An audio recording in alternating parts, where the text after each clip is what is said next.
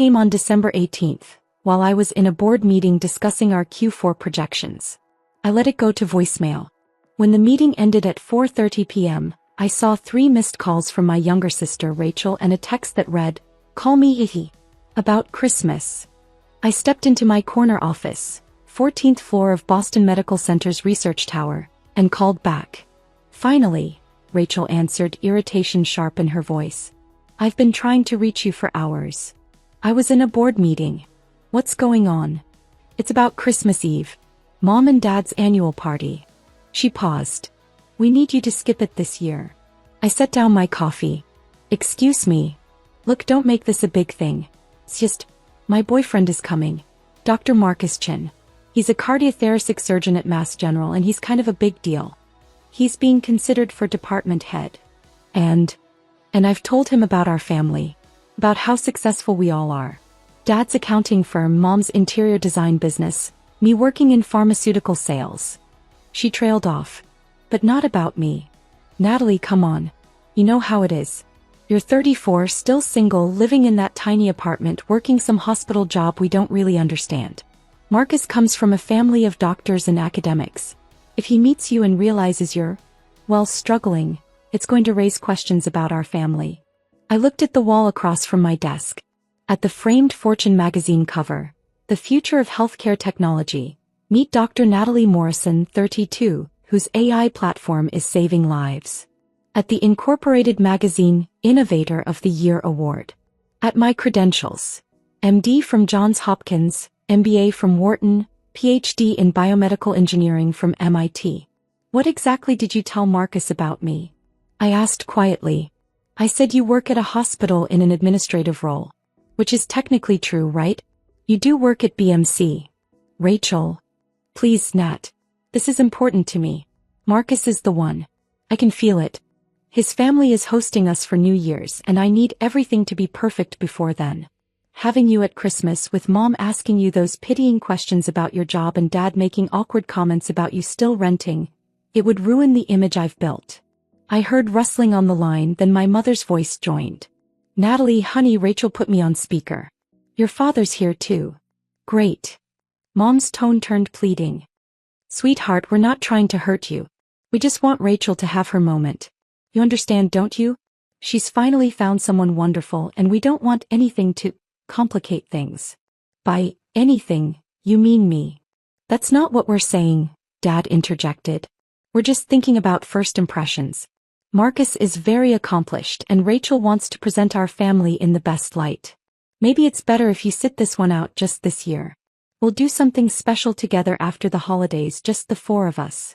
I closed my eyes.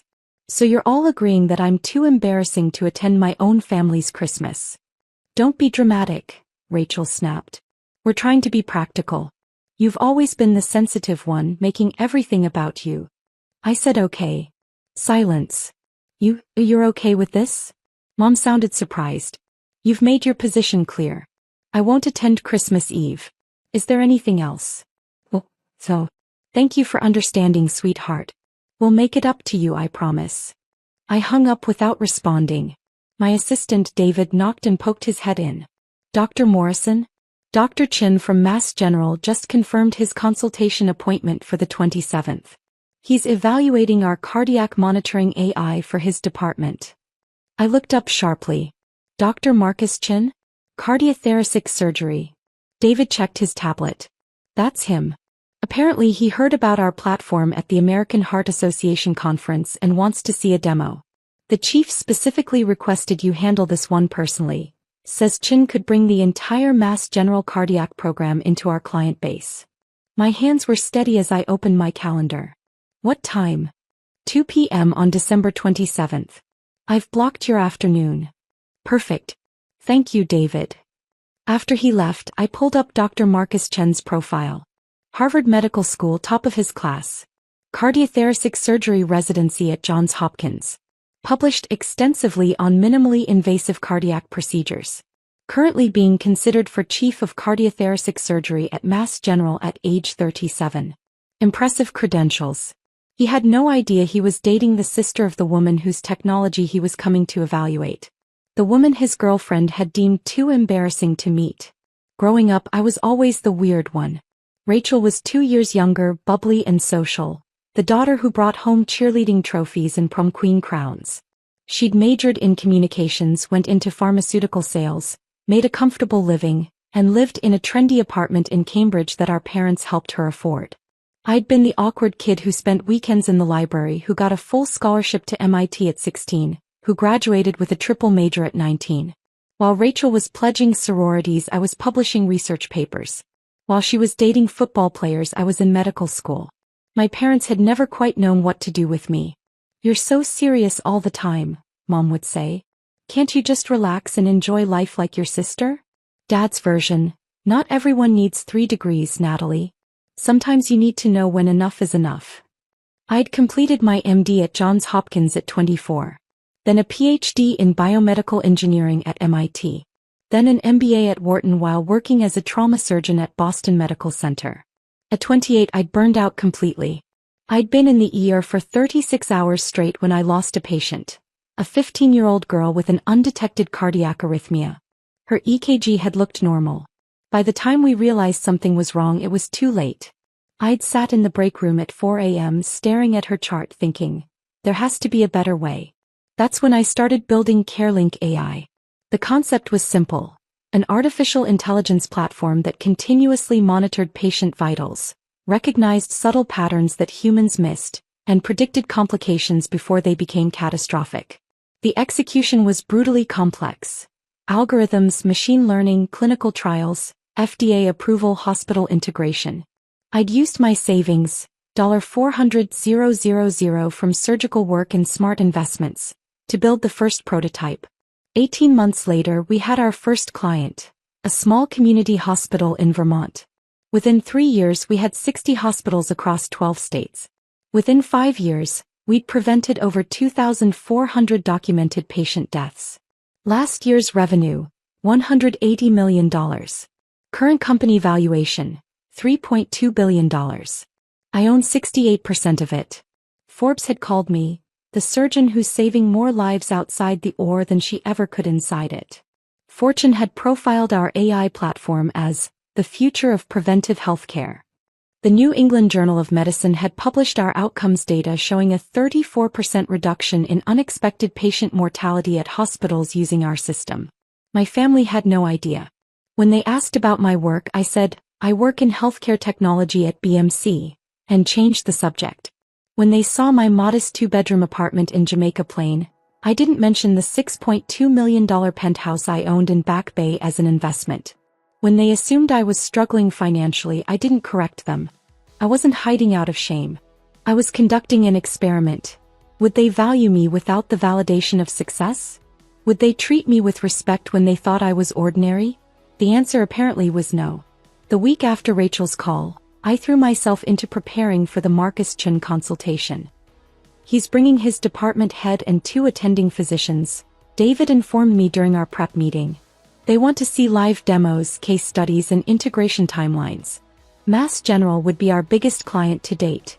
43 surgeons, 200 residents, nearly 1,000 beds. What's Chen's specific interest? Cardiac monitoring for postoperative patients. He's concerned about sudden complications in the first 72 hours after surgery. Wants to know if our AI can predict events like tamponade, arrhythmia, or pulmonary embolism before they become critical. I smiled. We have documented cases from Stanford and Mayo Clinic. Pull those files. The irony wasn't lost on me. Marcus Chun wanted technology to save his patients' lives. My technology, built by the woman his girlfriend considered too unsuccessful to meet. On December 23rd, Rachel posted photos from her Christmas shopping trip on Instagram. Designer bags, expensive restaurants, captions about treating myself before the big family celebration. On December 24th, Christmas Eve, she posted photos from my parents' party. Rachel in a red cocktail dress next to a handsome Asian man in a tailored suit. Caption: introducing my brilliant surgeon to the family. Best Christmas ever. Christmas tree red heart. The comments poured in. Aunts and cousins gushing about what a perfect couple they made. Friends congratulating Rachel on finally finding someone at her level. I screenshot every single post for my records. That evening, while my family celebrated without me, I had Christmas dinner with my executive team and their families. My CTO, Dr. James Rodriguez, had invited me to his home in Brookline. His wife made arroz con pollo. His 3 kids showed me their science fair projects. We talked about the future of predictive medicine, about dreams of preventing death before it happened, about building something that mattered. It was the best Christmas I'd had in years. December 27th arrived cold and bright. I got to my office at 6 a.m., reviewing every detail of the presentation. Our conference room on the 14th floor had a view of the Boston skyline. I'd arranged for our head of clinical integration to present case studies, our chief medical officer to discuss outcomes data, and our chief technology officer to demonstrate the AI platform live. But I'd insisted on doing the introduction personally. At 1:45 p.m. David knocked. Dr. Morrison, the Mass General team is here. Dr. Chen, Dr. Patricia Williams, she's the chief of surgery, and 2 attending physicians. Send them to conference room A. I'll meet them there in 5 minutes. I straightened my white coat, checked that my credentials were visible on the wall, MD, PhD, MBA, and walked to the conference room. Through the glass wall I could see them. Dr. Williams, a distinguished woman in her 60s. 2 younger attendings both taking notes. And Marcus Chen, tall and confident in scrubs and a white coat, gesturing animatedly as he explained something. He looked exactly like his photos. Handsome, polished, the kind of person who'd never been told no. I pushed open the door. Good afternoon. I'm Dr. Natalie Morrison, founder and CEO of CareLink AI. Welcome to Boston Medical Center. Dr. Williams stood immediately, extending her hand. Dr. Morrison, it's an honor. I've been following your work for 2 years. The mortality reduction data from your Stanford trial was extraordinary. Thank you. We're excited to discuss how CareLink could benefit Mass General's patients. I shook hands with the 2 attendings, then turned to Marcus. He was staring at me, hand extended, his expression polite but slightly puzzled. Dr. Chen, I said, gripping his hand firmly. Welcome. I understand you're particularly interested in postoperative cardiac monitoring. Yes. Thank you for meeting with us, Dr. Morrison. His voice was uncertain, like he was trying to place me. We sat. I gestured to the screen behind me where our company logo appeared. CareLink AI with our tagline, predicting complications, saving lives. Before we begin the technical presentation, let me give you some context about CareLink's development. I spoke for 10 minutes about my background. Trauma surgeon turned engineer, the patient I'd lost, the technology I'd built in response. I showed them our FDA approval documentation, our clinical trial results, our client hospitals. Marcus was taking notes, but I caught him glancing at me repeatedly, his expression growing more confused. Then Dr. Williams said something that changed everything. Dr. Morrison, I have to ask, I thought I read somewhere that you have family in Boston. Is that right? I do. My parents live in Newton and my younger sister lives in Cambridge. What does she do? Pharmaceutical sales. Marcus's pen stopped moving. Pharmaceutical sales, he repeated slowly. Your sister works in pharmaceutical sales. That's correct. He set down his pen. His face had gone pale. What's your sister's name? I met his eyes directly. Rachel Morrison. The room went absolutely silent. Marcus stood up so abruptly his chair rolled backwards. You're Rachel's sister. Rachel's sister Natalie. I am. But she said you worked in hospital administration. Some entry-level position. She said you were. He couldn't finish the sentence. Dr. Williams looked between us, confused. Is there a problem? Marcus's voice came out strangled. Rachel is my girlfriend. I met her family on Christmas Eve. She told me she had a sister who wasn't attending because she had to work. She said you worked in a low-level hospital job and weren't really part of the family's success story. The 2 attending physicians shifted uncomfortably. I kept my voice professional. I see.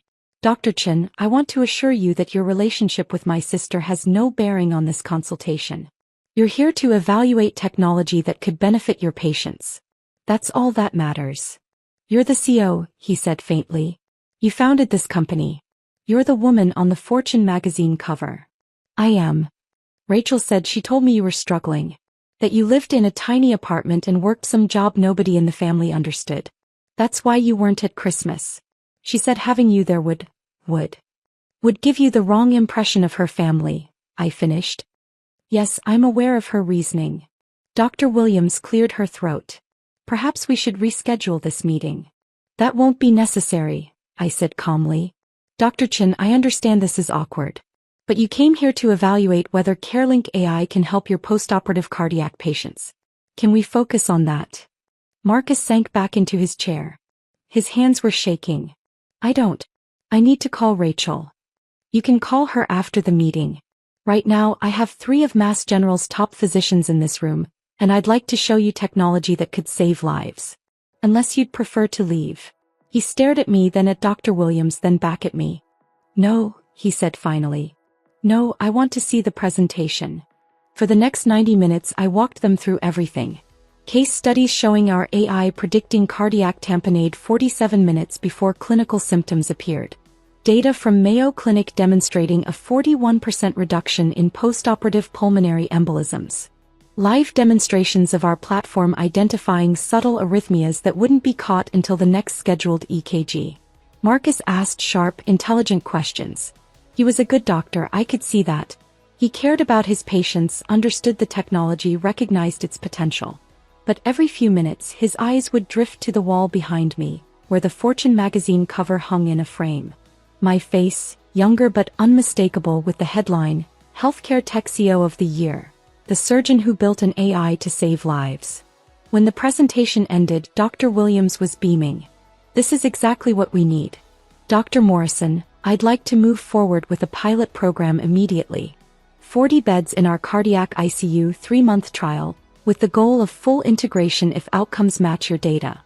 We can have a proposal to you by Friday. Excellent. She stood, shaking my hand warmly. This has been one of the most impressive presentations I've seen. Your parents must be incredibly proud. The room temperature dropped 10 degrees. I smiled politely. I'm sure they would be if they knew what I did for a living. Dr. Williams blinked. They don't know. It's complicated. Family dynamics often are. I turned to Marcus. Dr. Chen, thank you for bringing this opportunity to us. I look forward to working with Mass General. He stood, his face a mixture of shock, shame, and something else I couldn't identify. Dr. Morrison, could we speak privately? Just for a moment. I glanced at Dr. Williams. She nodded and ushered the other attendings out, murmuring about giving us a moment. When the door closed, Marcus turned to me, his composure cracking. I need to understand what's happening. Rachel specifically told me you weren't at Christmas because you'd be embarrassed. That you worked some low-level job and she was protecting you from meeting me because my family is accomplished, and it would make you feel bad about yourself. Is that what she told you? Yes. And now I find out you're a Fortune 500 CEO with 3 degrees and a company worth billions? That you've saved thousands of lives? What the hell is going on? I leaned against my desk. Marcus, what's going on is that my sister decided I was an embarrassment to her. That having you meet me would ruin the image she'd built of our family being successful. She asked me to skip Christmas and I agreed. But you're more successful than anyone in your family. I'm aware. Then why didn't you tell her? Why didn't you tell any of them? I met his eyes. Because I wanted to see if they'd value me without the success. If they'd treat me with basic decency when they thought I was ordinary. And they showed me they wouldn't. Marcus sank into a chair. Oh my God. For the record, Marcus, I don't hold this against you. You trusted your girlfriend's description of her family. That's reasonable. But you should probably ask yourself why she felt the need to lie about her own sister. His phone started buzzing. He pulled it out. It's Rachel. She's calling over and over. You should answer. I'm sure she's seen the Mass General calendar and realized where you are right now. He stared at his phone, then at me. What should I tell her? The truth. That you met her sister. That her sister is not what she described. And that you have some serious questions about why she lied to you. She's going to lose her mind. Probably. He stood, running his hands through his hair. Dr. Morrison. Natalie. I don't know what to say. I'm sorry. I should have questioned why you weren't at Christmas. I should have insisted on meeting you. I let Rachel control the narrative and that was wrong. Marcus, you seem like a good man and a good doctor. But you're dating someone who asked me to skip a family holiday because my existence would damage her image. That's something you need to think about. He nodded slowly. I will. And regardless of what happens with Rachel, I meant what I said in there. Your technology is incredible. Mass General needs this. Then we'll work together professionally. What happens with my family is irrelevant. He left, phone still buzzing in his hand. I made it exactly 40 minutes before my own phone exploded. Rachel's name flashed across the screen. I let it ring through to voicemail. She called again immediately. Then again. On the fourth call I answered. What did you do? Her scream was so loud I had to pull the phone away from my ear. Hello, Rachel. Hello, Rachel, to me. Marcus just left your office completely freaked out. He's saying you're some CEO? That you founded a company? That you're on magazine covers? What the hell is happening? Marcus came to evaluate my company's AI platform for Mass General. It was a productive meeting. Your company? Natalie, stop playing games. You work in hospital administration. No, Rachel. I founded and run a healthcare technology company. We provide AI-powered patient monitoring to hospitals. Current annual revenue is $180 million. We employ 312 people. Last month, Goldman Sachs valued us at $3.2 billion. Silence. Then, that's not possible.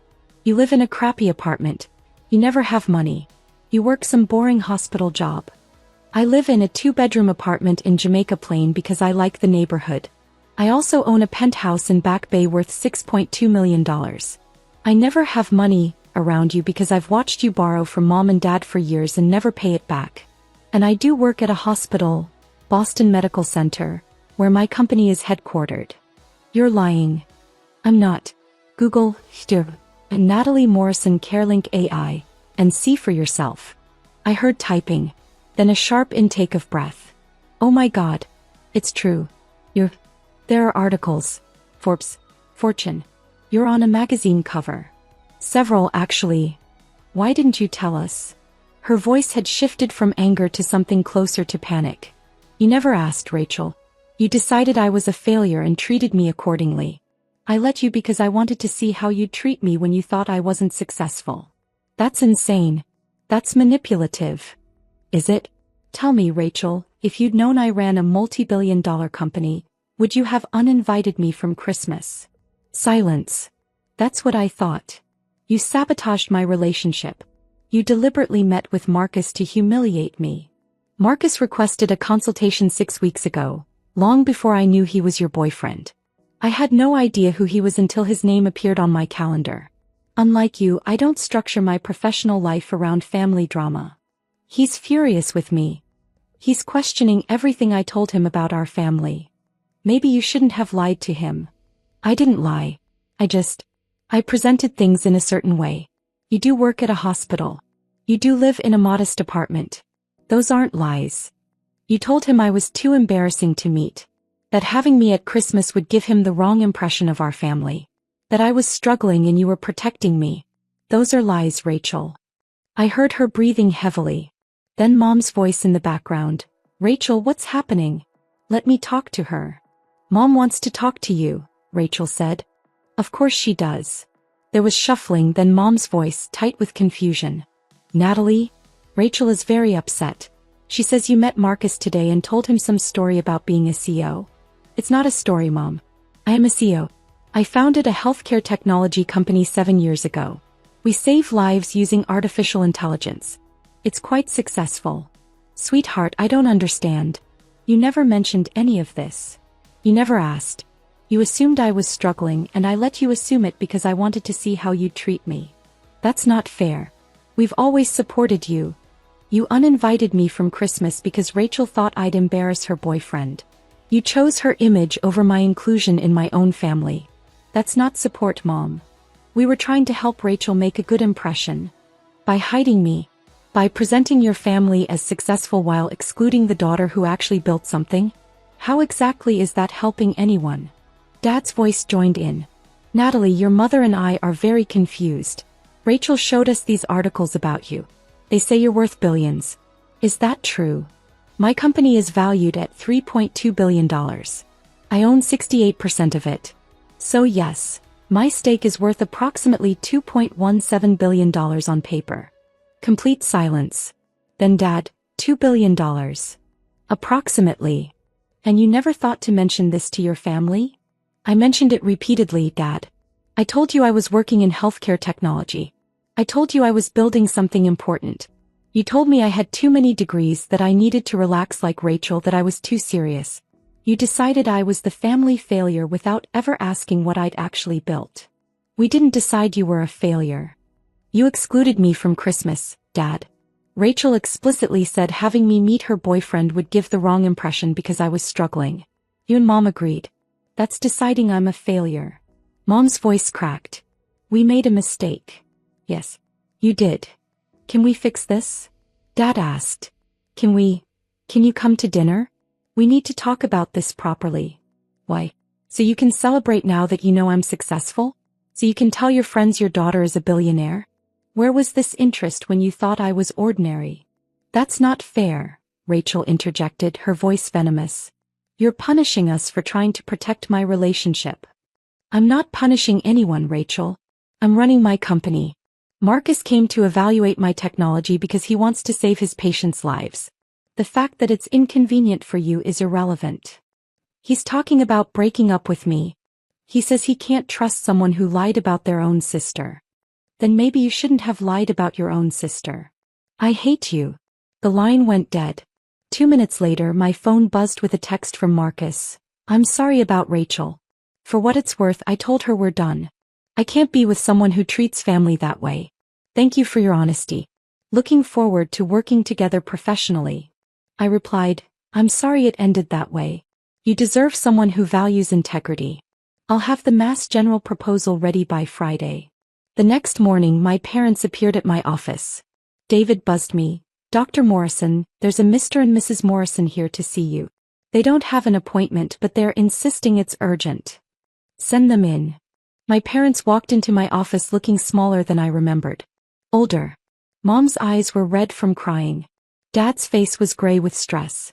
They both stopped when they saw the space. The harbor view. The awards on the wall. The Fortune cover. The credentials. Natalie, Mom whispered. This is really your office? It is. Dad walked to the wall reading my degrees out loud. Doctor of Medicine, Johns Hopkins. PhD in Biomedical Engineering, MIT. MBA, Wharton. He turned to me. When did you do all this? Over the last 15 years. While you were asking when I'd settle down and be normal like Rachel. He flinched. Mom sat down uninvited. Marcus broke up with Rachel last night. She's devastated. I'm sorry to hear that. Are you? Mom's voice turned sharp. You don't sound sorry. You sound satisfied. I'm sorry Rachel is hurt. I'm not sorry that Marcus realized she lied to him. Those are two different things. She didn't lie. Dad protested. She just didn't have all the information. She had 12 years to ask for information. He chose not to. She chose to assume I was struggling and to treat me accordingly. I leaned back in my chair. Did you come here for a reason? I have a meeting in 20 minutes. We came to apologize, Mom said quietly. We were wrong. About Christmas. About how we've treated you. About everything. Okay. That's it. What do you want me to say, Mom? Thank you for apologizing after you found out I'm successful? Thank you for valuing me now that I'm someone important. That's not fair. Dad's voice rose. We always valued you. You excluded me from a family holiday because Rachel thought I'd embarrass her. You told me to skip Christmas so I wouldn't give her boyfriend the wrong impression. Those are your exact words. I stood up. You valued the idea of a successful family more than you valued me as a person. We made a mistake, Mom pleaded. Can't you forgive us? Eventually, maybe. But not today. Not when you're only here because you found out I'm worth billions. If Marcus hadn't walked into this office, if he hadn't told Rachel who I really am, you'd still think I was the family failure. You'd still be planning future holidays without me to protect Rachel's image. Dad's shoulders sagged. What can we do to fix this? Figure out whether you want a relationship with me as I actually am, or whether you only want a relationship with the successful version that makes you look good. I checked my watch. Now if you'll excuse me, I have work to do. Natalie. David will show you out. They left without another word. That afternoon I got a text from Rachel. I hope you're happy. You destroyed my relationship and turned mom and dad against me. You've always been jealous of me being the favorite, and now you're using your money to punish us all. I didn't respond. 3 days later, Mass General signed a $24 million pilot program contract. Dr. Williams sent a personal note. Dr. Morrison, thank you for your professionalism during what must have been an incredibly awkward situation.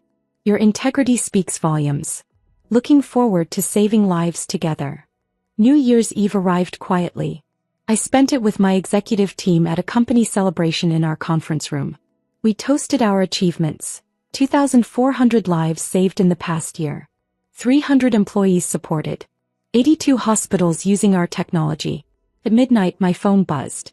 Text from Marcus. Happy New Year, Dr. Morrison. Our pilot program starts Monday. Thank you for giving Mass General this opportunity. Text from Dr. Williams. Thank you for building something that matters. Here's to saving more lives in 2025. Text from Mom. Happy New Year, sweetheart. Your father and I are still hoping to talk when you're ready. We love you. We're sorry. I stared at Mom's message for a long time. Then I typed, Happy New Year, Mom. I need time. But I'm willing to talk eventually. On my terms. Her response came immediately. Anything you need. We'll wait. It wasn't forgiveness. Not yet. But it was a beginning. On January 2nd, Rachel called. I let it go to voicemail. She didn't leave a message. On January 5th, she sent a text. I'm sorry. Really sorry. Can we talk? I replied, not yet.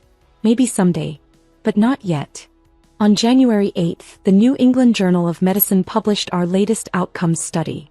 The headline, AI platform reduces hospital mortality by 34%, a multi-center analysis. That evening my parents sent a card to my office. Inside, in Dad's handwriting, we read the article. We're proud of you. We always should have been. We're sorry we didn't ask sooner.